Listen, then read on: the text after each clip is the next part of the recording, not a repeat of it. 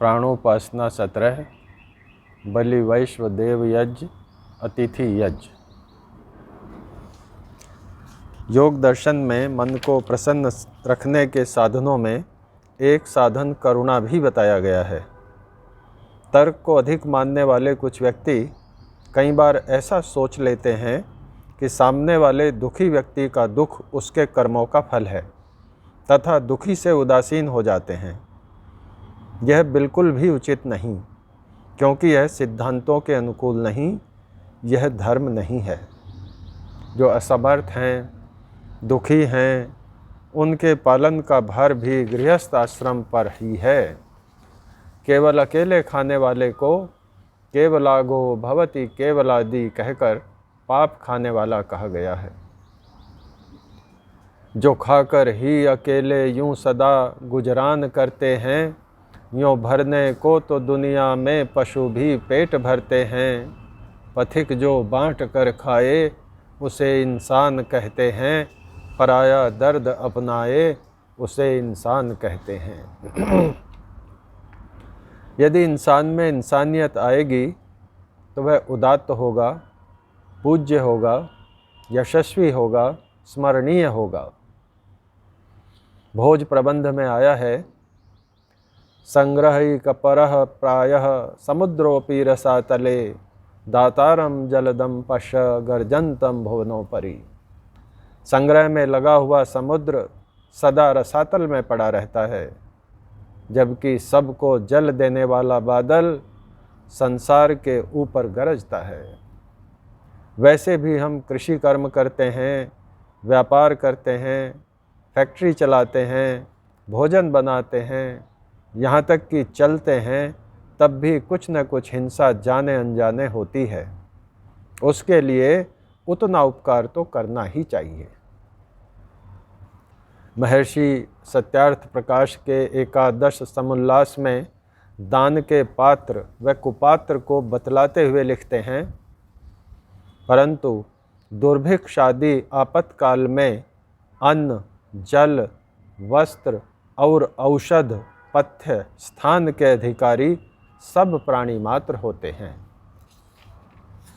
शुनाम च पतितानाम च स्वपचाम पापरोगिणाम वायसानाम कृमीणाम च शनकैर्निर्वपेद भुवि।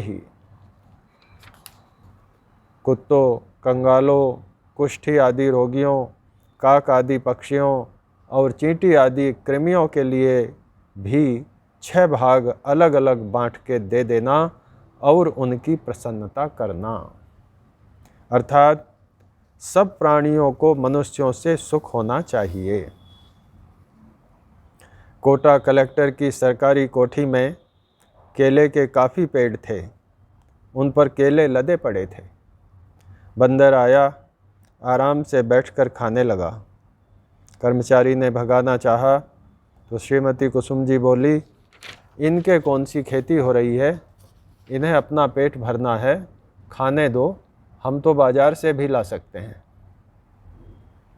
मेरे दादाजी जब भोजन करते थे तो पहले एक एक टुकड़ा सामने वहाँ देहली पर पास बैठे हुए कुत्तों को देते थे। कोई कुत्ता नहीं आया तो उसकी रोटी अलग रख लेते थे, कहते थे बिना झोली के भिखारी हैं। बचपन की याद करता हूँ तो ग्राम के सभी बुजुर्ग ऐसा ही किया करते थे।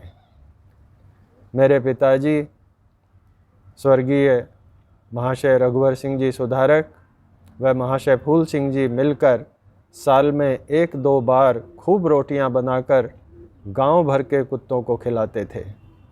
कहते थे एक दिन तो भरपेट खाना मिलना ही चाहिए। चाहे अन्य प्राणियों से गृहस्थ का सांसारिक सुख संपादन नहीं भी हो रहा हो, तो भी प्राणी मात्र के प्रति सुख की भावना करना, सुख की भावना रखना, यह गृहस्थ का कर्तव्य है। यही बलि वैश्व देव यज्ञ का सार है। अतः प्रतिदिन अपनी सामर्थ्य अनुसार, चाहे चिड़ियों को मुट्ठी भर दाना डालना हो, चाहे गर्मी में पक्षियों हेतु जलपात्र ही रखना हो, गृहस्थ को अन्य प्राणियों का सहायक करना चाहिए। जो बिल्कुल ही नहीं कर सकते उन्हें सहाय करने की भावना रखनी चाहिए।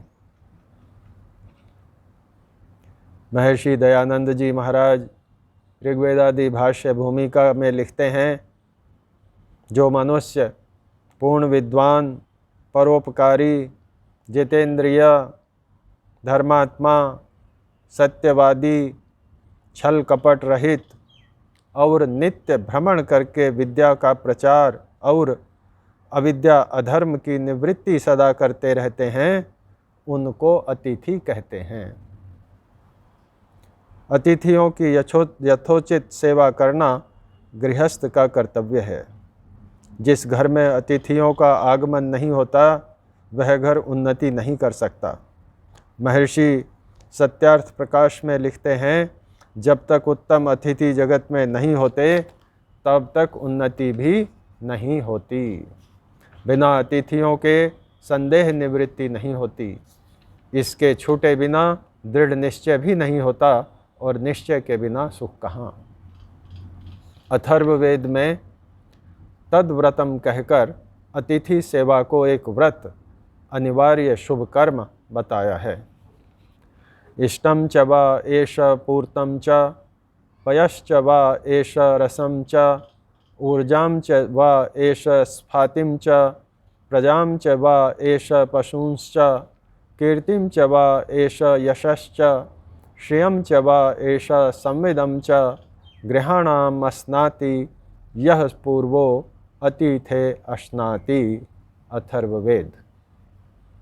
जो मनुष्य अतिथि को भोजन कराने से पूर्व स्वयं भोजन करता है, वह मानो अपने घर के इष्ट और पूर्त को, दूध और रस को, बल पराक्रम और वृद्धि को, प्रजा और पशुओं को, प्रसिद्धि और यश को तथा लक्ष्मी व प्रतिष्ठा को खा जाता है, समाप्त कर देता है। मनुस्मृति में कहा गया है कि कदाचित भोजन आदि घर में न हो तो आसन, स्थान, जल और सत्य मधुर वाणी, ये चार वस्तुएं तो सज्जनों के घर में रहती ही हैं। हम जो उपदेश अपनी संतान को देते हैं, अतिथि के उपदेश का उससे कहीं ज़्यादा प्रभाव पड़ता है। आचार्य धर्मवीर जी हमारे घर आए थे। दोनों बेटे छोटे छोटे थे।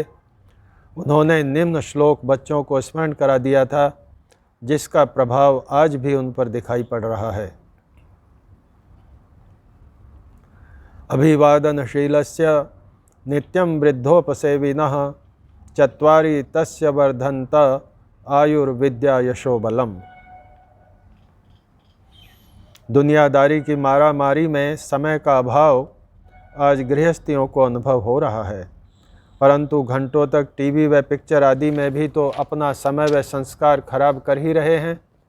अतः अनिवार्य कार्यों के लिए समय विभाजन में स्थान होना ही चाहिए और अतिथि यज्ञ भी अनिवार्य एवं हितकारी कार्य है। ब्रह्मयज्ञ से विद्या, शिक्षा, धर्म और सभ्यता की वृद्धि होती है। अग्निहोत्र से वायु, वृष्टि, जल की शुद्धि, आरोग्य व बुद्धि, बल, पराक्रम बढ़ता है। पितृयज्ञ से ज्ञान वृद्धि, सत्यासत्य का निर्णय, असत्य का त्याग और कृतज्ञता बढ़ती है। बलि वैश्वदेव यज्ञ से प्रत्युपकार, दान, करुणा के भाव बढ़ते हैं। अतिथि यज्ञ से संदेहों की निवृत्ति होती है।